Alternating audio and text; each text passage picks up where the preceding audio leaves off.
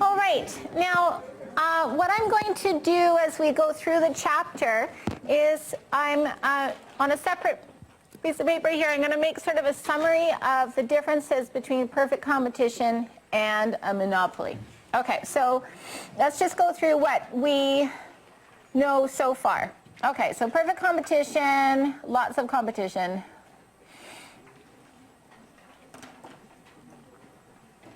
Monopoly, no competition.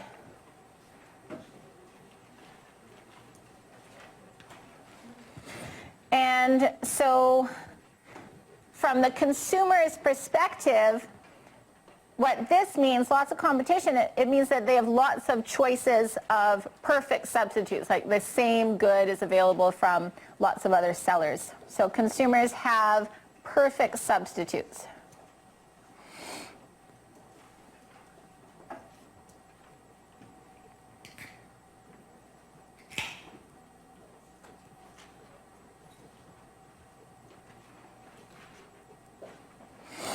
And then for a monopoly, the consumers,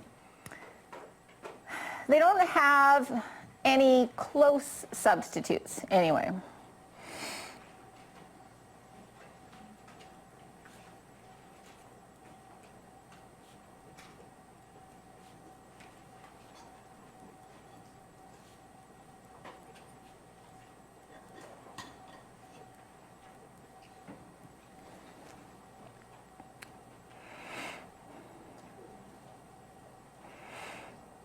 All right, so this is like blueberries. You can buy the same blueberries from many different farmers. This is like that, that lodge in Cathedral Lakes Provincial Park. They got a monopoly over the road. So your substitute is to hike in, but it takes 7 or 8 hours of hiking, so that's definitely not the same as getting a ride. Okay. Okay, so then what that means is that demand here is perfectly elastic.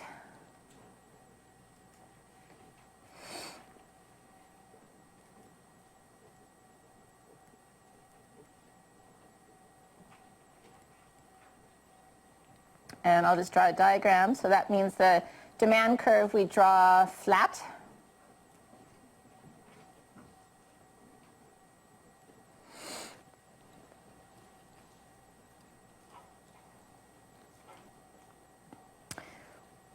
Yeah, okay. And for a monopoly, demand is not perfectly elastic, so downward sloping.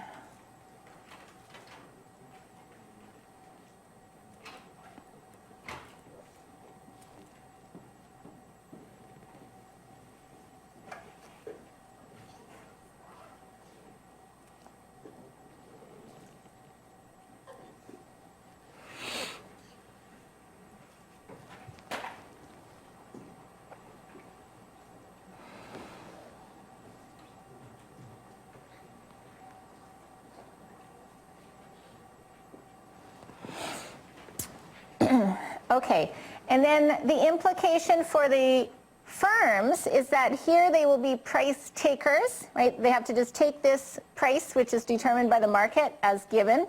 So firms are price takers.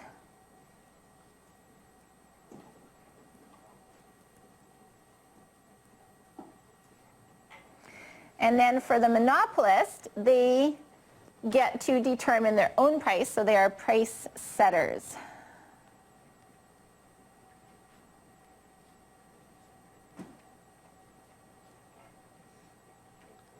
And that's what we'll be talking about next, is how they figure out what price to set. Okay, but one more thing I want to add that we've talked about already. In perfect competition, in the long run, the profit is 0, right? They break even in the long run. So in perfect competition, economic profit in the long run is 0.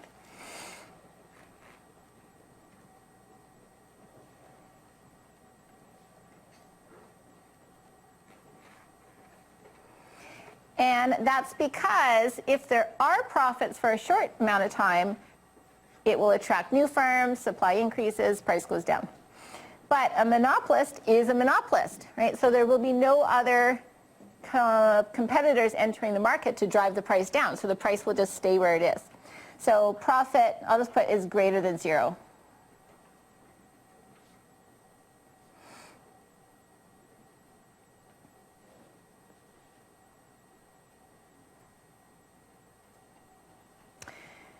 Okay, so the reason for that is there is no competitors here. So there were barriers to entry. So something is preventing other firms from entering the market and driving the price down. Whereas in perfect competition, there is free entry. So it's really easy for other firms to enter the market and drive the price down. There, okay. Okay, so I'll be adding to this as we go along.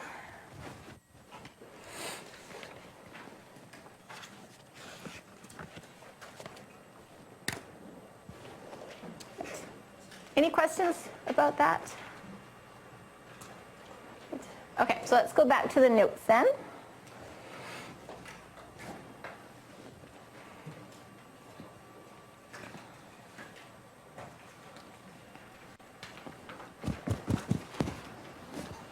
Okay, so just looking at the title here for a single price monopolist. Now at the very end of the chapter, we're going to talk about situations in which a monopolist will charge different prices to different consumers when they can get away with it. But for now, we'll talk about a monopolist just charging everybody the same price.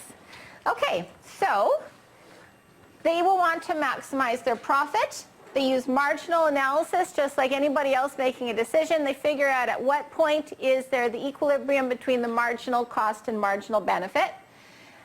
And the marginal benefit for the firm is the money they're paid, so it's the marginal revenue.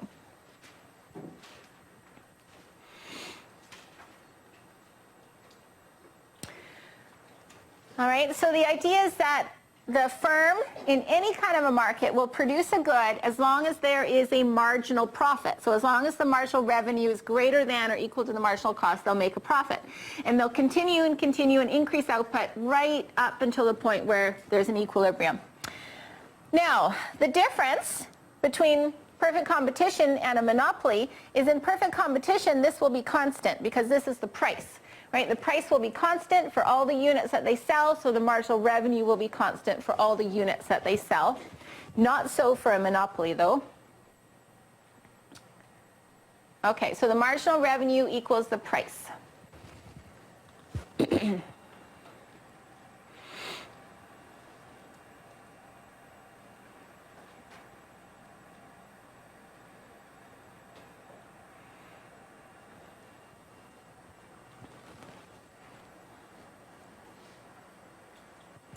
So in this example, the price is at $15, and so this would be the marginal revenue function.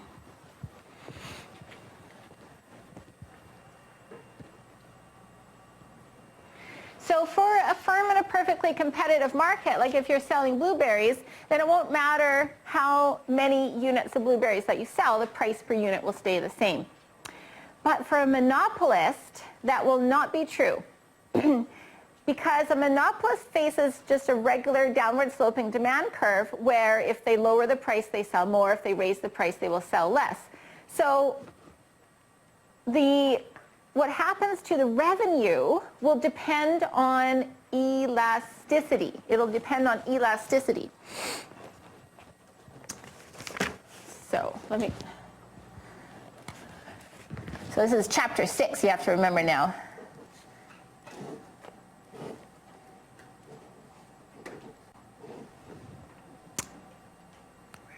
Here we go. So remember price elasticity of demand, where when the price changes, then the consumers will buy a different quantity. And for the seller, they could make more money or less money or the same amount of money depending on the relative size of the two changes. Right? So for the firm, their total revenue is P times Q. Now, for a firm in a perfectly competitive market, this price is just constant. So if they sell more, their revenue goes up, and if they sell less, the revenue goes down. But for a monopolist, if they change the quantity, they have to change the price. And if the price goes up, the quantity will go down, and if the price goes down, the quantity will go up. So what happens to their total revenue then depends on the elasticity. Right? How much does the quantity change when they change the price? Or how much does the price change when they change the quantity? Right? Okay, so for a monopolist, they could raise the price and sell less. If they sell a lot less, they're going to lose revenue. If they only sell a little bit less, they would make more revenue. Or the other way, they could lower the price, and then they will sell more. If they sell a lot more, they will make more money. If they only sell a little bit more, they would lose money. So the marginal revenue, which is the change in total revenue when they change the number of units that they're selling, it could be negative, right? If they lose money, it could be positive if they make more money, or it could be zero.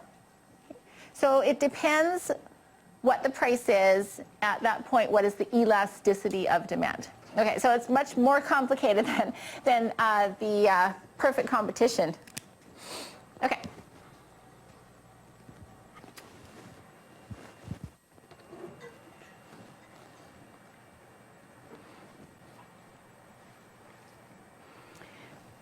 Okay, so for a monopolist, if they change the quantity, they have to change the price. And they're changing the price for all the units sold. So the relationship between the price and the marginal revenue is more complicated. So the price and the marginal revenue are not the same.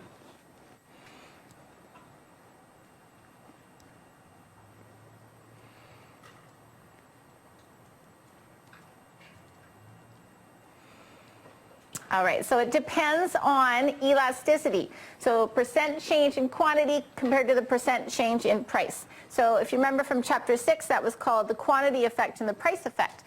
So for example, if they raise their price, they get more revenue per unit, but then because they raise the price, they sell fewer units. So they would lose money from selling fewer units. Oh, we'll get to that. We'll get to that. Yeah, so let's do an example right here. Okay, so in this example, there's two different prices, but the total revenue is actually the same at the two different prices. So at $3, they sell 4 units. So 3 times 4 is $12 of revenue. And then they can change the price to 2, and then they will sell 6 units, but 2 times 6 is also $12. So the marginal revenue is 0, no change in total revenue. So the price, though, is 3 or 2. So the relationship is not an equal relationship here like it was in perfect competition, because in perfect competition, the price was just the same for all the units. What's the difference between marginal and total? Marginal is like when you add one unit. Yeah, so when you change the units, the units of output. Right. So here, they have increased the units that they sell by 2, but they're not actually making any more money. So the marginal revenue is 0. Whereas in perfect competition, the price is constant. So let's say the price is at $3 for a perfectly competitive firm. If they sell 2 more units and the price is $3, for 2 extra units, they're going to make an extra $6, like an extra $3 per unit. But here they didn't make any more money by selling the extra units, because in order to sell the extra units, they had to lower the price. So this particular example, the demand between here and here would be what kind of elastic? Do you remember? Unit elastic, that's right. So unit elastic is when the change in the price and the change in the quantity are exactly equal, so that the total revenue is unchanged. All right. Good. Okay, so so for this chapter, you have to remember several things from other earlier chapters, including elasticity. Okay, so on the next page is a little bit about elasticity here. Okay, so from chapter 6, inelastic. Inelastic means that the price effect is stronger than the quantity effect. And so then if the price goes up, the quantity will go down, but this change is stronger, so overall the revenue would go up. Elastic demand is the opposite. Quantity effect is stronger, so price goes up, quantity goes down a lot, and so then they would lose revenue.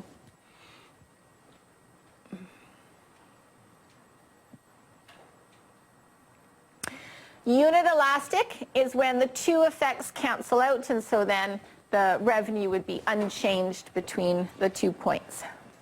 Yeah.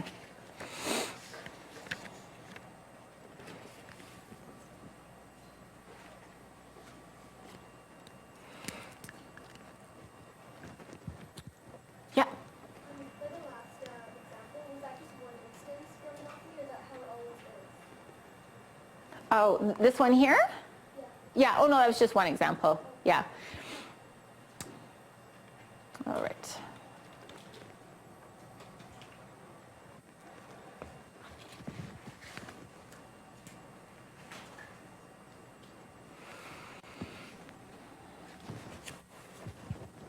Oh, there you go. Okay. I'm also going to write it down here because I wanted you to remember.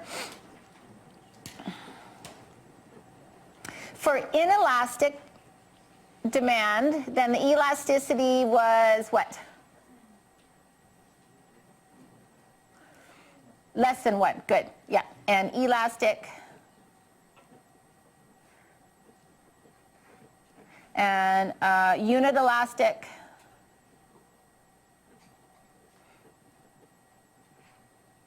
Unit elastic elasticity equals 1.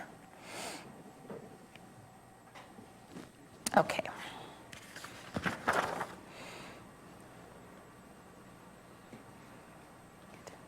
All right. So this is important. This is important for a monopolist because they have the ability to raise prices, but they're only going to do that if they're going to make more money. So by raising the price, they will sell less. With inelastic demand, they would make more money. With elastic demand, they wouldn't. So they have to be careful about what the demand is and how much they raise their prices. Okay, so here's an example. We've got quantity that consumers will buy at the different prices. So first, filling in the column or row for total revenue. So just quantity times price. So 0 times 10, 1 times 9, 2 times 8.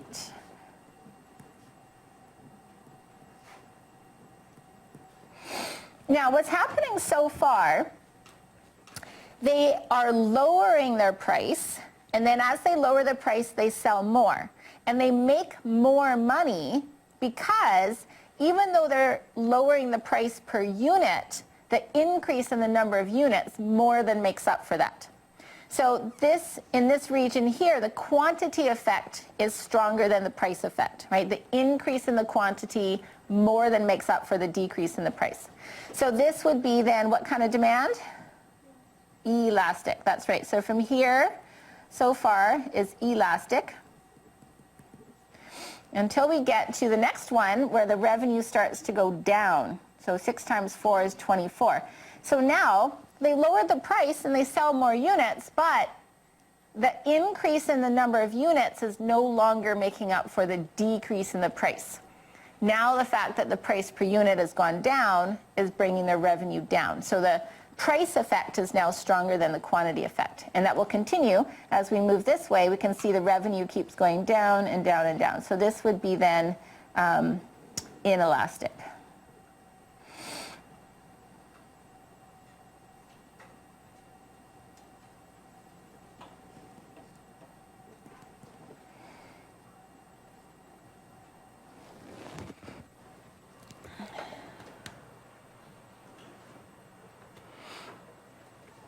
Okay, so in the diagrams, you've got the diagrams already. I'll just connect the dots. So total revenue, goes up until the maximum was at the quantity of 5, and then it goes down.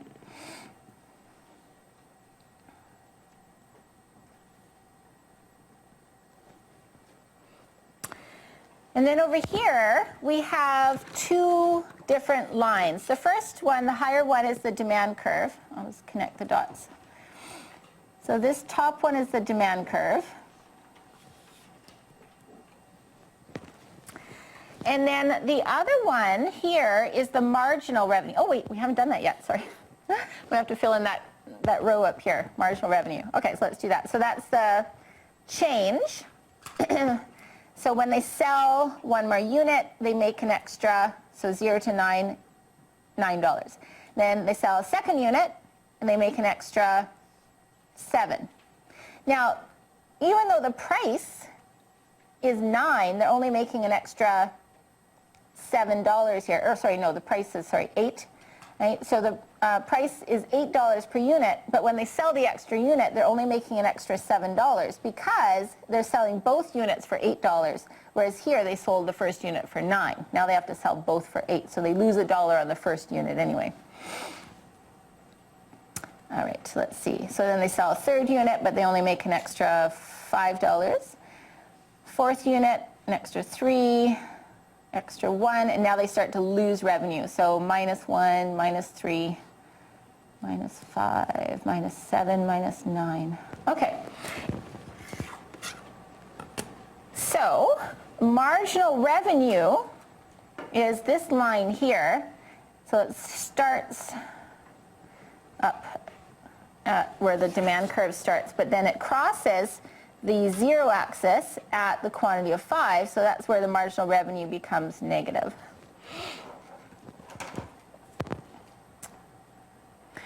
All right, so as a monopolist, the price is up to you, right? Price is up to you.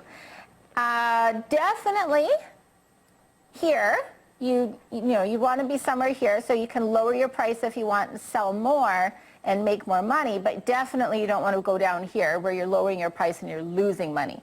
So definitely you'd want to be somewhere here. We don't know where exactly yet because we would need cost information as well.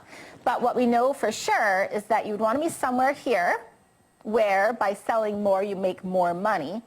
And so that would be somewhere here, somewhere where the marginal revenue is still positive. So somewhere between 0 and 5, which is where the demand is elastic, somewhere in the elastic part of your demand curve. Okay, so for quantity 0 to 5, demand is elastic. 5 to 10, it's inelastic. Monopolists will only produce in the elastic.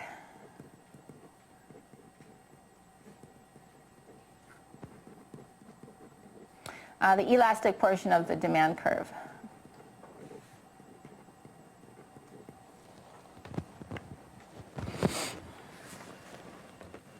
So as a monopolist, you do have market power and you can set the price, but you can't just set any price. You have to respond to the consumers, what their demand is, what their elasticity of demand is, and you have to be careful. Only a particular price will maximize your profit.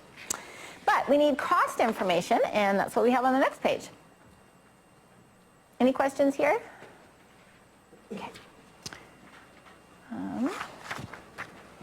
Now, actually, before we do the next page, I want to go back to my summary page here that I was making and add what we just learned. Okay, so for a monopolist, this will be the demand curve, and then they will have a marginal revenue curve, and it will start up at the same point on the vertical axis, but it will be steeper, so it'll go to about there, which is different from perfect competition, where the demand was perfectly elastic, and that was the price, and that was also the marginal revenue. We don't know what the price is here yet, right? They have an option, right? So they're somewhere here, so the price could be anywhere sort of in this region here. We don't know what yet, because we need the cost information. All right.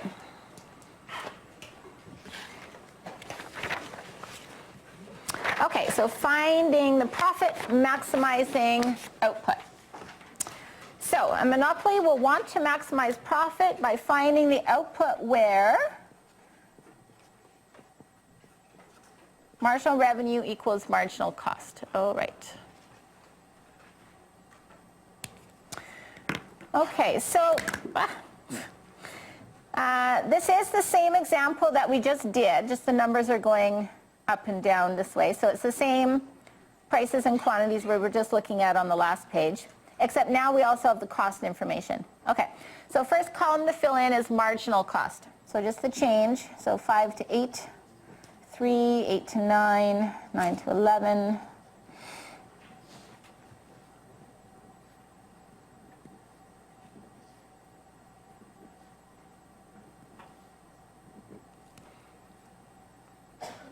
There, okay, so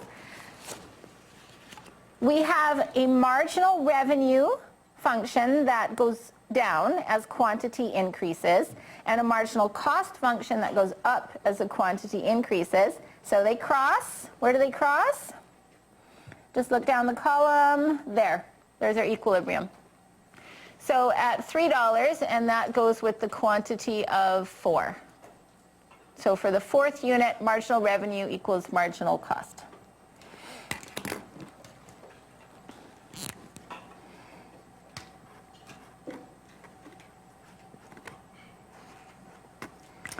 Okay, so what's happening is that for each unit, they're making a profit, right? 9 is more than 3, so they make a profit of $6 on this unit, $6 in that unit, they make a profit, $3 profit on this one, break even on that one, so that will be the last unit that they're willing to produce and sell. What price will they charge consumers? Price, 6. All right, so even though their marginal cost is $3, they're going to charge $6 because that's the price consumers are willing to pay. All right, so now we'll fill in the profit column. And again, for profit, you can use either of the two different formulas. Right, those are the two formulas for calculating profit. But since we already have TR and TC in the table, we'll just subtract them. So 0 minus 5, 9 minus 8, 16 minus 9.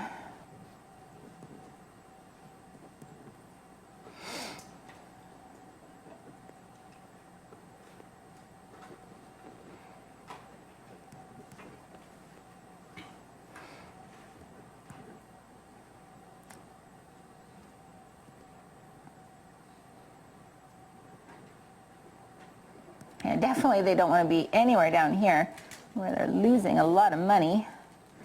All right, so yeah, so definitely they want to maximize profit, and maximum profit possible is $10. Now, we've seen this kind of an example before, lots where the profit is actually the same at two different points, but we always assume the firm chooses the equilibrium point, that they do produce the last unit because they can still pay for the cost of the last unit. So they will produce 4 units and their profit then is 10.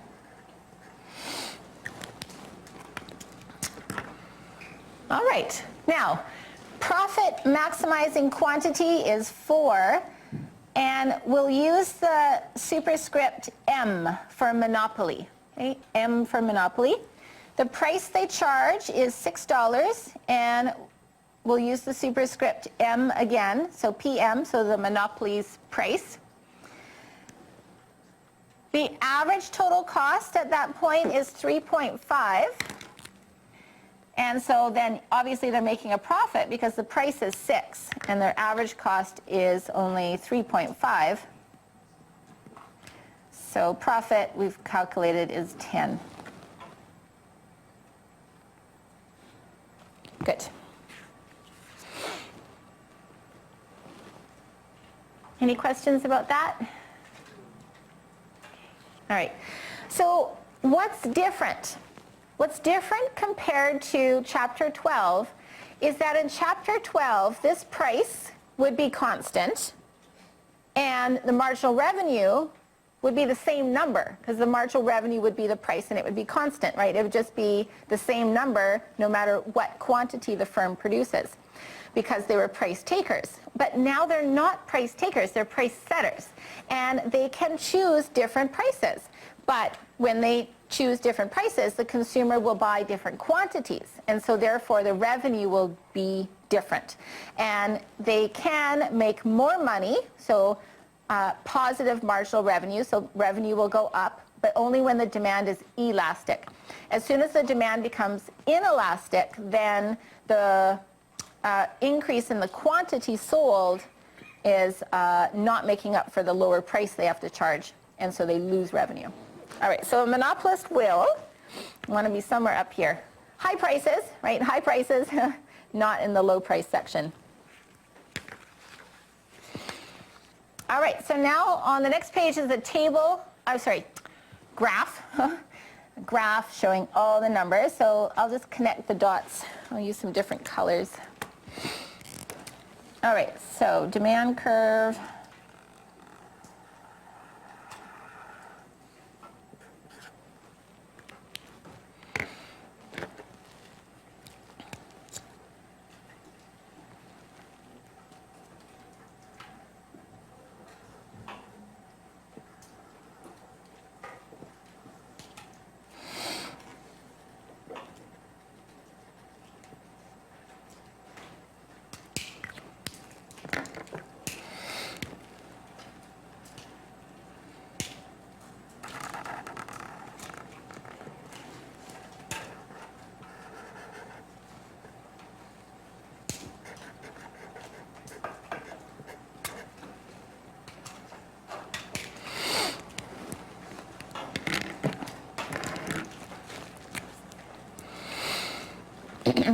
And then the marginal revenue one is the triangles.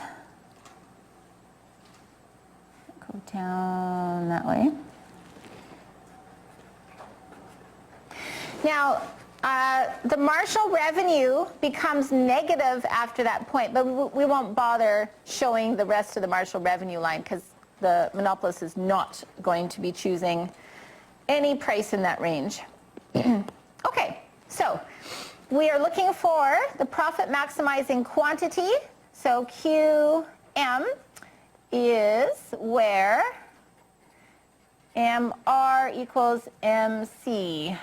So we found that in the table, and that was at a quantity of 4, where MR equals MC. So that's about right there where those two lines are crossing. So that's going with the quantity of 4.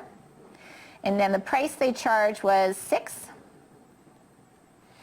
Okay, so this would be QM, this price would be PM. This equilibrium was $3, right? Marginal revenue equals marginal cost at $3. The average total cost, the average total cost is the circle here, which was at $3.50. So this circle here is the average cost for them, so $3.50.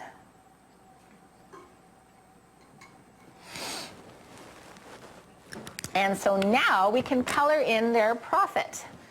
Let's have a different color. So the profit is between the $6 and the $3.50.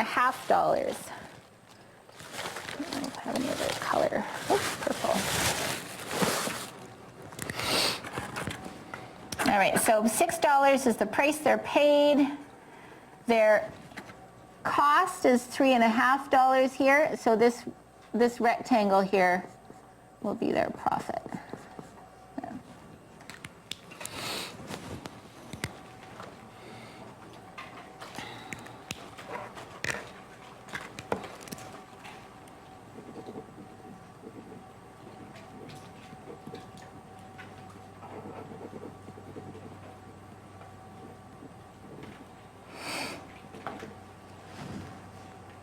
It's kind of hard to read. Anyway, I know this graph is a little hard to read, but so down here what you have is just a graph that's obviously easier to read.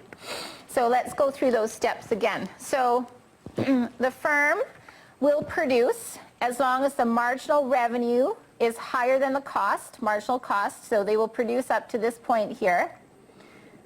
So this is the quantity QM.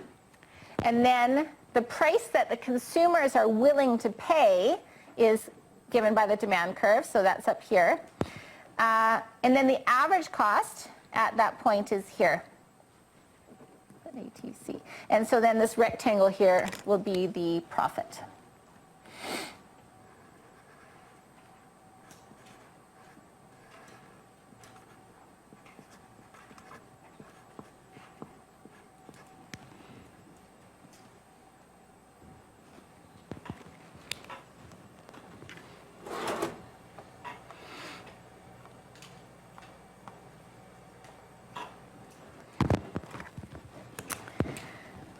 Okay. All right, so the monopoly produces QM, charges the price PM, profits equal. So for this profit here, you could do TR minus TC, or you could equal the other formula. So profits equal, so PM minus ATC times QM.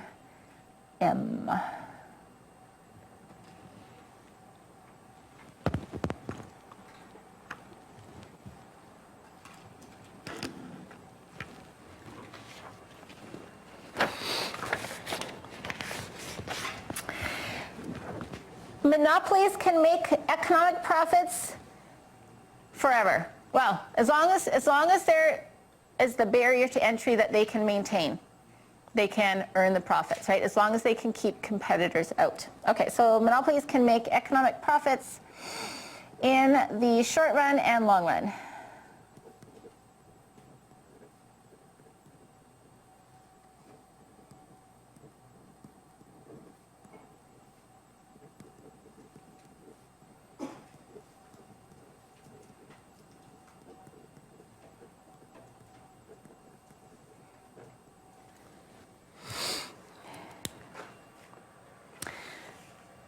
Now another example, so where I live, until very recently, our only internet and cable provider was Shaw in our neighborhood, because we live sort of further out of town. So Shaw was the only one. And so then we had to pay high prices for the internet. But then TELUS came to the neighborhood. Yes. So I called Shaw and I said, I'm going to cancel unless you lower my price. And they did. They lowered our price. So, thank goodness for competition.